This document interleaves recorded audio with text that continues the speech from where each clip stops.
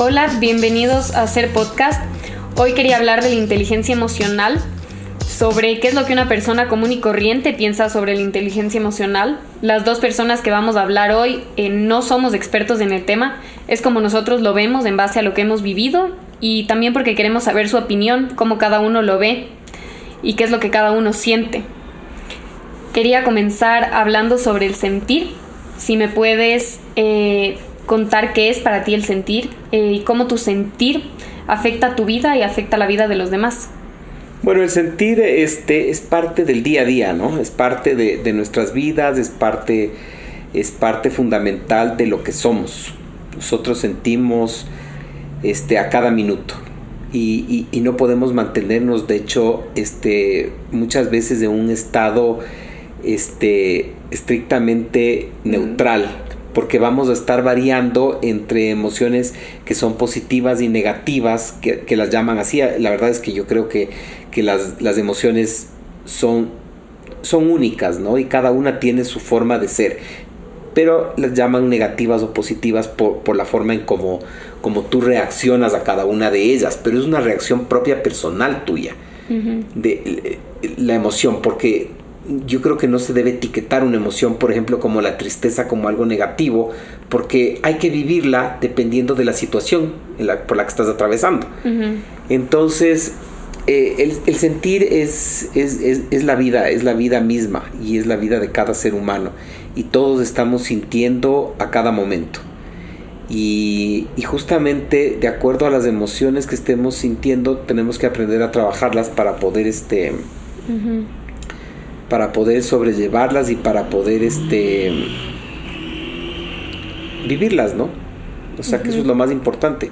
Claro, y me encantó lo que dijiste sobre que no necesariamente tiene que ser negativo, sino que lo negativo es como nosotros expresamos esa emoción. Percibimos esa emoción. Pero no creo que sea tanto del percibir, sino cómo lo exteriorizas. No, yo creo que más bien tiene que ver mucho con tu educación, con tu formación, con tus vivencias, experiencias, en cómo tú percibes la emoción. Porque va a variar mucho de una persona a otra en cómo percibe el asco a cierta situación o a cierta cosa. O sea, claro. Claro, pero a lo que yo me refería es que como tal emoción no es mala hasta que te prohíbe hacer ciertas cosas de tu día a día. O sea, el rato en el que una emoción se puede volver negativa es el rato en el que está afectando tu manera de actuar. Claro, pero tu manera de actuar está basándose en tu educación, en tus experiencias, incluso en tu religión. ¿Qué para ti es malo? Entonces es más un asunto propio de la persona, el hecho de que esta emoción sea manejada en la forma negativa en como supuestamente se está dando. Porque hay emociones varias, ¿no? El miedo, la culpa, la ira, y muchas veces la ira termina siendo la emoción final reaccionaria al resto de emociones. Entonces a lo mejor tú tienes culpa, tú tienes miedo, tú tienes asco, pero la ira es la que sale a flote y la ira es la que causa daño.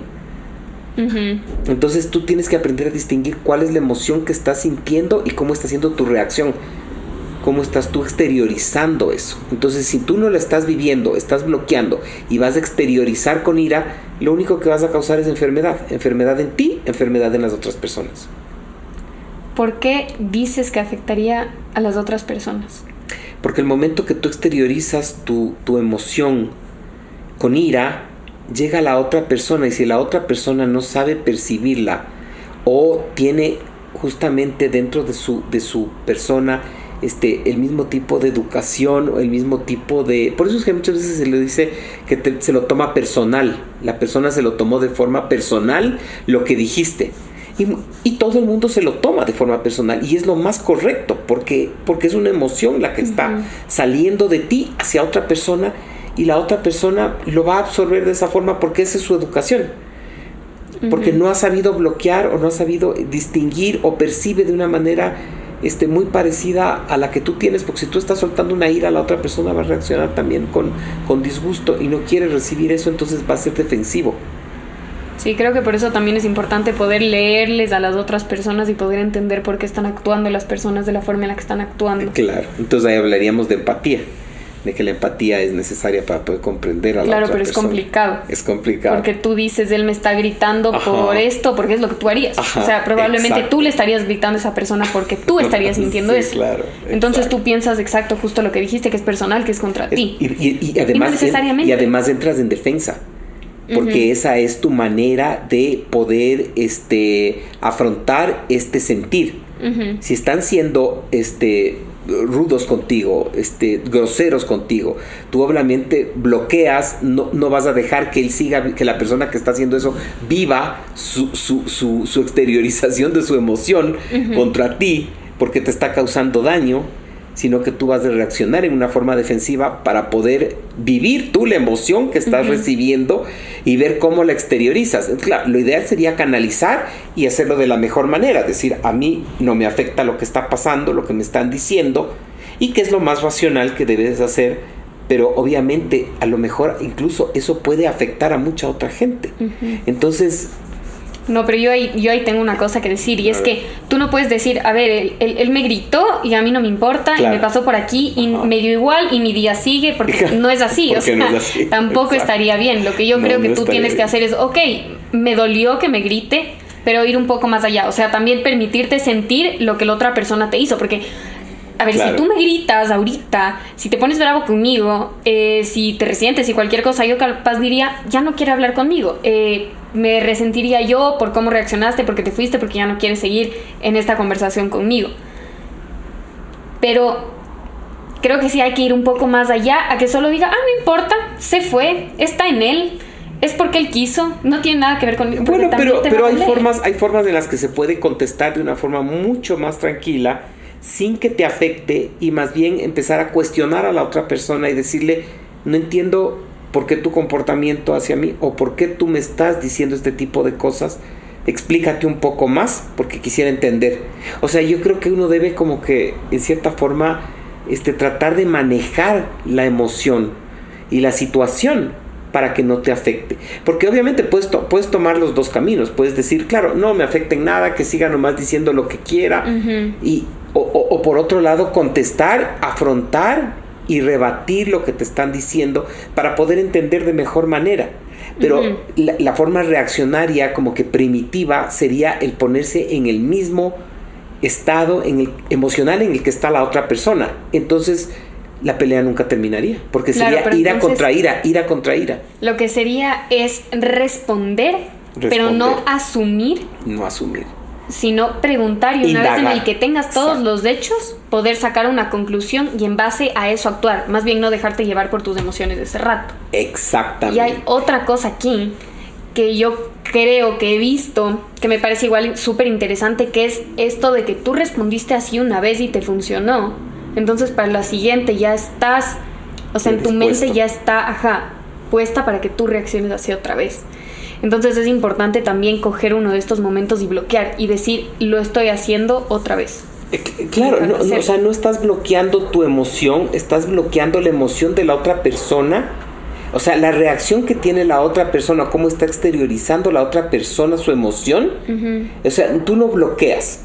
La situación tú la estás resolviendo, tú la estás absorbiendo, estás percibiendo lo que está sucediendo, pero tu reacción a ese sentir es mucho más lógico que emocional. Entonces tú cuestionas. Yo creo que por ahí está el asunto. Entonces el momento que se vuelve más lógico y que tú ves que hay una reacción por parte de la otra persona y tú realmente lo que haces es hacer todo este trabajo para poder comprender mejor y poder contestar de una forma más racional y lógica y no tan emocional, entonces realmente hay un manejo claro ya de tus emociones. Y claro que ahí vienen también todos estos temas de qué es lógico y racional para ti, qué es lógico y racional para la otra persona. De acuerdo. Entonces también es importante verlo no solo de qué va a estar bien para mí como persona, que me va a hacer sentir bien a mí, sino ver qué está bien también en tu entorno, cómo estaría bien reaccionar en base no solo a tus creencias y tus limitaciones, sino también evaluar ese tipo de cosas. O sea, yo creo que no solo tienes que trabajar en la emoción,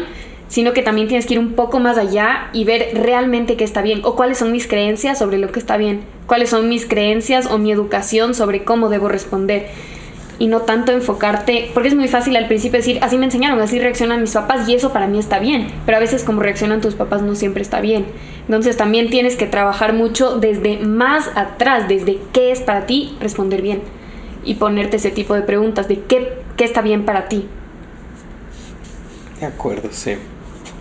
Pero en todo caso, las emociones a las que se llaman negativas y a las cuales la gente le pone mucho límite y a las cuales no quiere llegar, no quiere percibir porque le sientan mal, porque no hay un manejo adecuado de esa emoción, yo creo que ahí es donde la gente debe aprender a estudiarse un poco más, o sea, analizar un poco más, porque en todo caso siempre van a existir y si no sabes vivirlas es muy complicado que puedas resolver ese tema. Sí, y sentirlas.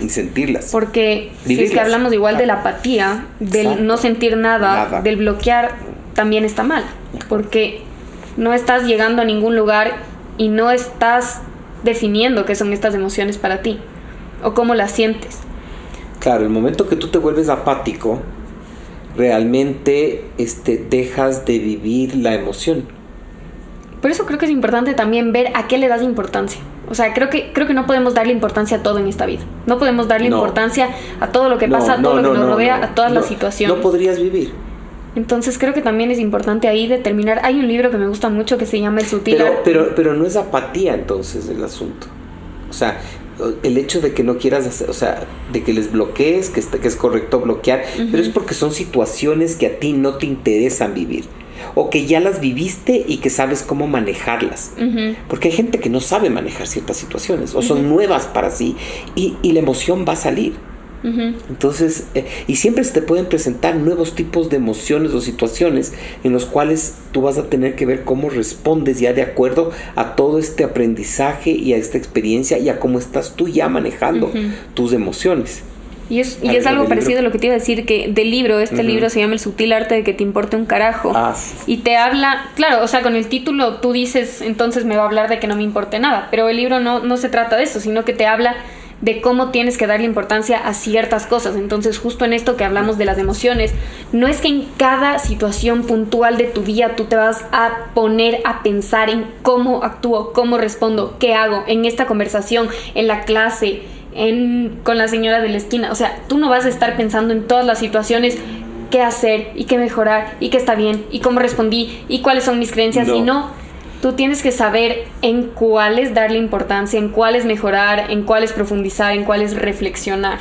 De acuerdo, pero eso también es parte de todo un proceso educacional tuyo en donde tu mente va volviéndose positiva.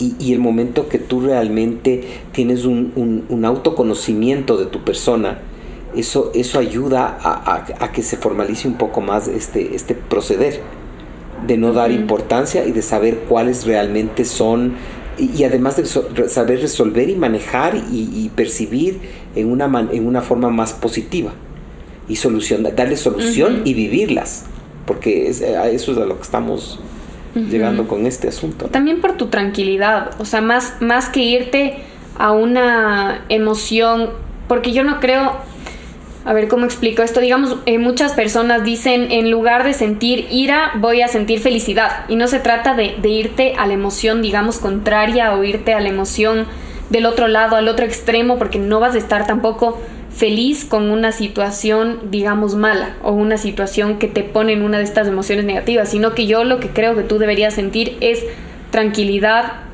paz, neutralidad. O sea, no creo que tampoco te tienes que ir al otro lado, a la euforia, al estar así re emocionado. Pero y feliz. Es que esas también son parte de las emociones. Entonces, si mucha gente no sabe vivirla o no sabe procesar ese asunto, obviamente ese sentir se va a trasladar a ser eufórico, a ser excesivamente alegre, que también es una emoción y que la gente quisiera vivir dentro de esta emoción constantemente, porque supuestamente se la considera positiva y porque supuestamente te genera mucho más placer. Y tratas de evitar las otras que son negativas, pero que a la larga se van presentando en el día a día de manera constante. Y no se trata de eso tampoco. Y no se trata de eso, exactamente. O sea, es complicado. Y a mí también me gusta hablar mucho sobre el subconsciente cuando pienso en estos temas, porque creo que de ahí viene también muchísimo de esta manera de actuar. ¿Qué piensas tú? Sí, de acuerdo. Y ahí es donde tú debes trabajar, el subconsciente, ¿no? El ir tomando conciencia clara de qué es lo que tú te estás diciendo a ti mismo o qué es lo que está entrando en ti y que tú no estás procesando. También lo que porque acabas de decir. así es donde llega el subconsciente. Son todas estas situaciones distintas en las cuales entran en tu persona y se quedan en tu subconsciente, pero tú nunca procesaste y nunca las viviste. Y lo que tú te dices y lo que otros te dicen a veces te marca y a veces tú te defines por eso. De acuerdo. Entonces, cambiar, si alguien te dice eres feo, por decir. De acuerdo, claro. Y tú también te estás diciendo soy feo, te vas a creer que eres feo. Pero si es que otra persona te está diciendo que eres feo y tú te estás diciendo otra cosa, entonces probablemente no le creas, porque tú tienes definido tus creencias, tú sabes, conoces. Tú tienes tu imagen, tú te conoces. Exactamente. Entonces, ¿por qué lo que el otro me está diciendo me va a afectar? Pero si es que tú estás creyendo lo mismo que el otro cree, entonces eso también se vuelve un problema. No, eso te define. Eso te define, claro. Eso te hace. Eso te hace, claro. Entonces, eso te define. Eso creo que también es mega importante. Es claro. todo lo que te dices, todo lo que ves, con todo lo que te rodeas. Exacto. Con todo lo que estás. De acuerdo. Que va a definir también la forma en la que tú vida? Actúas o no actúas. O sea, también conozco mucha gente que desde chiquito dice, soy bravo y yo reacciono mal y a mí me dan muchísimas iras. Entonces, obvio que cualquier cosa pendeja que te pase en tu día a día te va a provocar iras, si es lo que te estás diciendo toda la vida. Si es que desde chiquito te dijiste, yo soy una persona con ira. Eso te decían quizás tus papás. Entonces te estaban definiendo ya de una forma. Y claro, de pequeños por lo general absorbes, por educación nuevamente, que volvemos a lo que estábamos hablando, absorbes en tu subconsciente tu identidad, tu manera de procesar todas las situaciones. Tú en base al comportamiento de las otras personas aprendes cómo ser. Y eso te lleva justamente a tu manera de exteriorizar en un futuro todas tus emociones. Entonces sí es importante. También esto del trabajo emocional, yo creo que llega un punto, por lo menos a mí me pasó. Tampoco voy a decir que soy una experta, pero sí he hecho bastante trabajo en esto de la inteligencia emocional. Y es que también tuve que cuestionarme de cierta forma mi identidad. El cómo me veo yo, cómo me ven los demás, por qué me ven así los demás y realmente el definir cómo me ven los demás no es necesariamente como soy. No. A mí desde chiquita me dijeron, tú eres una persona muy seria. Y el rato en el que yo me cuestioné eso, y para mí yo era una persona muy seria. Yo veía en mí yo soy una niña seria, yo soy una niña que siempre sabe lo que tiene que hacer. Y no, y el rato en el que yo comencé a cuestionar este tipo de cosas que me decía la gente, dije, yo no soy una persona tan seria.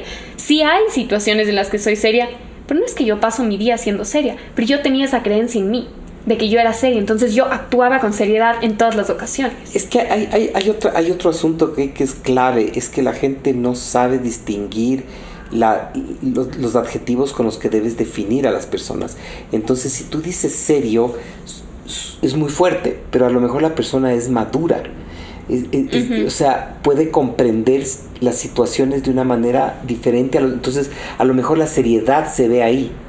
¿Sí me explico? Entonces, eso, claro, genera confusión cuando te están poniendo un adjetivo calificativo tan fuerte que no está bien definido y que no es tu persona. Entonces, tú no te defines así porque cuando tú tratas de entender qué es la seriedad, obviamente la seriedad no tiene nada que ver contigo, porque no es eso realmente lo que eres tú.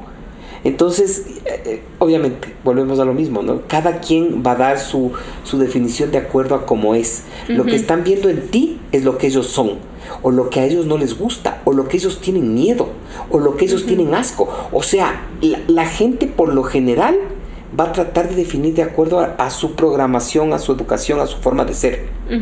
Porque no eres tú quien se está definiendo. No. Son ellos, de acuerdo a sus personas, a sus experiencias, a sus vivencias, los que están definiendo qué eres. Pero muchas veces por lo que otros te definen, tú te terminas definiendo. Incluso por lo que escuchan. Porque escuchan que tú eres de esa forma y dicen, no, es de esa forma. Y obviamente lo toman así, pero obviamente está justamente en tu autoconocimiento el saber cómo tú eres. Claro, y por eso yo decía... Pero la mayoría de personas no se autoconoce. No sabe absolutamente ni siquiera cómo es la persona y peor cómo son los demás. Entonces tú a la persona le conoces cuando te está hablando de los demás. Será que por eso me encanta el chisme. Cuando la gente chismea, no me interesa mucho lo que está chismeando, porque realmente es irrelevante, porque muchas veces lo que te están contando ni te interesa, ni te afecta, sí. pero en cambio la persona que te está contando el chisme se está definiendo ella y te está explicando cuáles son sus miedos, sus ascos, sus gustos, sus importancias, sus alegrías, y te das cuenta de cómo es. O sea, es increíble, pero a mí me encanta escuchar justamente eso, porque ¿qué es lo que les molesta? ¿Qué es lo que les molesta? Exacto. ¿Qué es lo que genera iras? ¿Y dónde están sus culpas? Entonces sí, es importantísimo muchas veces escuchar el chisme que la persona te está contando, y no tanto por lo que te están diciendo, sino por lo que ellos son, y te das cuenta y evalúas a la persona mucho más que a lo que te cuentan, porque lo que te están contando es de algo insignificante que a lo mejor para ti no tiene nada que ver. Y si luego les preguntas y qué es lo que te molesta, no saben ni contestarte. No saben ni contestarte, exacto. Y muchas veces es malintencionado, muchas veces es para causar daño, pero porque su emoción se lo están procesando de esa forma. Pero eso también es parte del trabajo emocional. Porque si tú no tienes inteligencia emocional, tú también vas a caer en el chisme. Porque si tú no tienes inteligencia emocional, tú vas a estar en la misma posición que esa persona. Solo si tú tienes inteligencia emocional, si tú reconoces qué es lo que está pasando, puedes parar. Puedes parar, de acuerdo. Y el rato, eso pasa y también además el rato en el que entender qué es lo que te están diciendo, porque muchas veces incluso el chisme están dándote a entender a ti cosas que quieren que tú sepas, porque te están nuevamente tratando de definir dentro del todo chisme. Vuelve a la identidad. O de victimizar. Entonces es increíble esa situación, porque hay mucha gente que utiliza el chisme en una manera de victimizar a la persona, tratando de ser buenas gentes y tratando de recomendar o de sugerir o de dar consejos que nadie ha pedido. Entonces es increíble cómo tú logras captar de forma inmediata qué es lo que sucede. Y son parte de las emociones. Por eso decía que justo vuelve a este tema de la identidad, que es importante que tú reconozcas y que tú te definas y que tú te sientes a pensar en verdad qué eres, por qué respondes y cómo actúas y por qué estás haciendo lo que estás haciendo. Entonces obviamente es un trabajo larguísimo, no es del día para el otro, y lo vas a seguir trabajando toda tu vida. Y aparte esto de que dijiste de la víctima, es que tú en un punto tienes que salirte de esto, porque es muy fácil también decir, yo actúo así porque mis papás me enseñaron así, y no estás responsabilizándote. No, te tienes que hacer responsable. Claro. Y tienes que cambiar. La irresponsabilidad es uno de los problemas más graves en las personas. Y eso también es un asunto del día a día. En el día a día tú te encuentras con gente que nunca asume sus errores. Toman decisiones en las cuales nunca, de tipo emocionales, las cuales nunca racionalizaron, nunca se dieron cuenta de cuáles iban a ser las consecuencias, y una vez que las consecuencias se dan, no toman responsabilidad al respecto. No asumen la responsabilidad de haber dicho o hecho cualquier cosa. Claro, todo es excusa y todo es pretexto. Todo es excusa, pretexto o justificativos, exactamente. Entonces también hay que salir de ese círculo para poder decir, de acuerdo, soy yo soy la que tiene que cambiar, y el rato en el que tú cambias, las situaciones cambian. Ninguna situación va a cambiar hasta que tú no cambies, y vas a repetir y vas a repetir y vas a repetir la misma cosa hasta un día en el que tú le pongas pare a eso. Si no te gustan las consecuencias que tienes al momento, tienes que cambiar tus decisiones. Entonces las decisiones que vas tomando son las que te llevan a tener las consecuencias del momento. Y creo que esa es la base del manejo emocional, y el estar consciente. El estar consciente de qué es lo que está pasando contigo, con las personas de tu alrededor. Y trabajar eso, porque además errar es de humanos. Entonces no tiene nada de malo. Yo creo que el momento que tú cometes un error, y lo hiciste, y a lo mejor no lo haces ni siquiera a propósito, ni malintencionadamente, sino que fue tu forma de resolver en ese momento tu situación. Obviamente vas a tener consecuencias que no te van a gustar, pero tú puedes regresar y cambiar. Y tomar una nueva decisión con respecto a lo que estabas haciendo para que tus consecuencias sean positivas o sean de acuerdo a lo que tú estás buscando en tu vida. Claro. Entonces sí me parece coherente eso, pero tomando responsabilidad al respecto. Y siempre identificando. Exactamente. Siempre tomando conciencia clara. de lo que estás diciendo. Yo me acuerdo que las primeras veces que yo comencé a leer sobre inteligencia emocional, yo terminaba ya hasta estresada de tantas cosas que leía y decía, ¿cómo comienzo a cambiar? ¿Y por qué todo es igual? ¿Y por qué todo o sea, yo caí en esto de es demasiada información, yo estoy así, y caía mucho en esto del ser víctima, no, yo respondo así porque así es y porque esta es mi situación y porque yo vivo esto. Claro. Hasta que un día comencé con un ejercicio, no me acuerdo dónde lo vi, dónde lo leí, pero era este ejercicio que al final del día yo me preguntaba una cosa que me afectó, qué fue lo que más me afectó en el día y por qué me afectó de esa forma. Entonces no comencé con las 50 cosas que me pasaron en el día, que la clase, que el deporte, que el esto, que el extras, que la comida, que no, pero comencé con una cosa que más me afectó en el día y viendo por qué me afectó de esa forma. Y una vez que comencé a trabajar así en mi día a día, cada día se volvía más liviano. Cada día se volvía más fácil de descifrar, las conversaciones se volvían más ligeras, todo en mi vida se volvía más liviano, comencé a tomar responsabilidad y sigo en eso. Y mejora tu calidad de vida. Mejora todo en mi vida. Mejora todo. Pero es solo con este simple ejercicio de preguntarme todos los días qué fue esto que afectó o por qué me afectó tanto esto en mi día. Y así no sean cosas muy graves. Pero es que incluso esa manera que es mucho más objetiva, al mismo tiempo es muy positiva.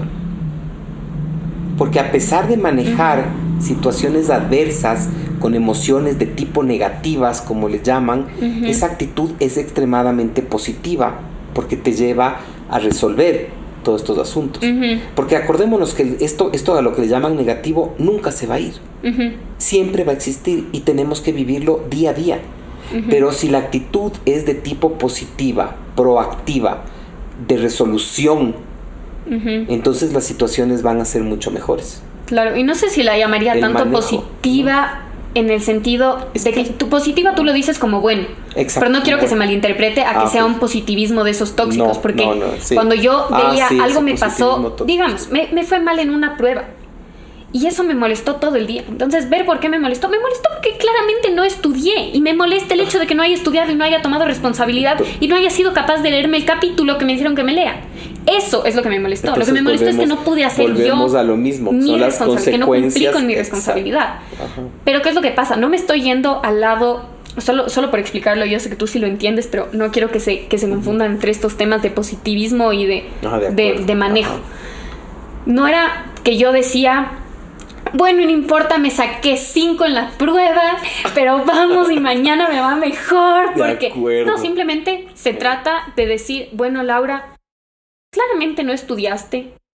El día de mañana o para tu siguiente prueba te vas a leer lo que sabes que tienes que leer y con eso vas a comenzar a trabajar para que por lo menos con eso el sentimiento sea diferente o por lo menos estés tomando acción y te estés haciendo responsable de lo que tú tienes que hacer.